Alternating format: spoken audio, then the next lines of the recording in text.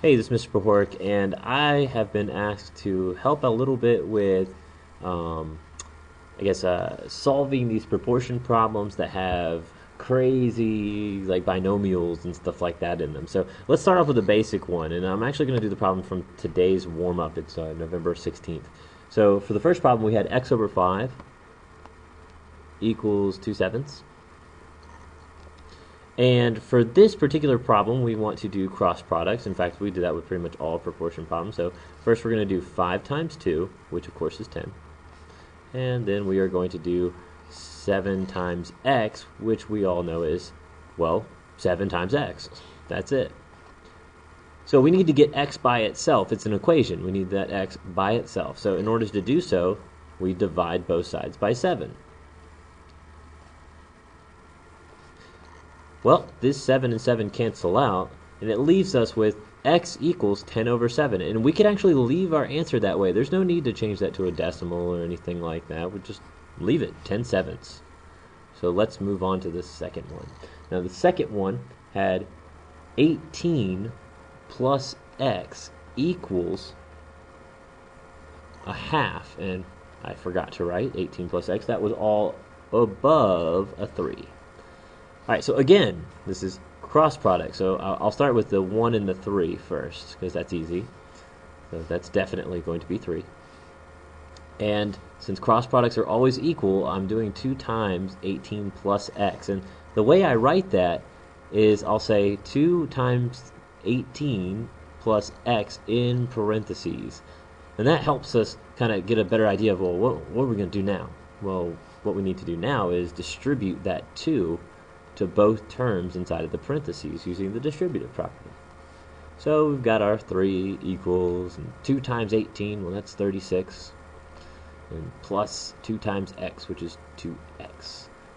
Well, we need to get x by itself, so we could divide everything by 2. We have this times 2 right here, but I think it'd be a lot easier if we get rid of this 36 first. So in order to move that to the other side, we want to subtract 36 on both sides.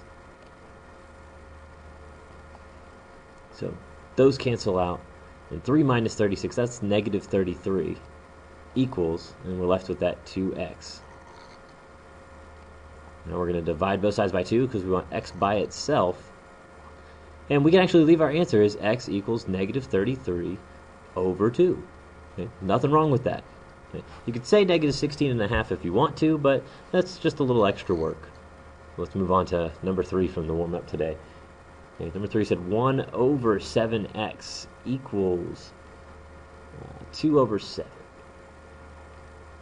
Again, cross products, since for proportions, cross products are always equal, that's what helps us solve them. So 1 times 7, of course, is 7. And then 2 times 7x, that's 14x. 14x. And we want x by itself, so we need to divide both sides by 14. So 7 over 14, hey, that looks familiar. That's a half. So x is equal to 1/2. And I need a little bit of space to do this last problem, so I'm going to come down here for number 4. We got x minus 3 over 2. And this is equal to 3 over negative 4. All right, so again, cross products. We'll do our 2 times 3 here. And that is going to be 6 equals. And since we have this negative 4 times an x minus 3, I want to write that with the x minus 3 in parentheses. That'll help us out. So here's our negative 4 times x minus 3. And I know I need to distribute my negative 4 to both of these terms. So let's go ahead and do that. We've got our 6 equals, okay, negative 4 times x is negative 4x. And then be careful right here. Okay. Minus 3 is the same thing as saying adding negative 3. So a negative 4 times a negative 3, that's a positive 12. Okay, be careful there. Now we're going to subtract 12 on both sides because I think that would be the easiest step in solving this equation. Kind of running out of space at the bottom here. I may have to move over.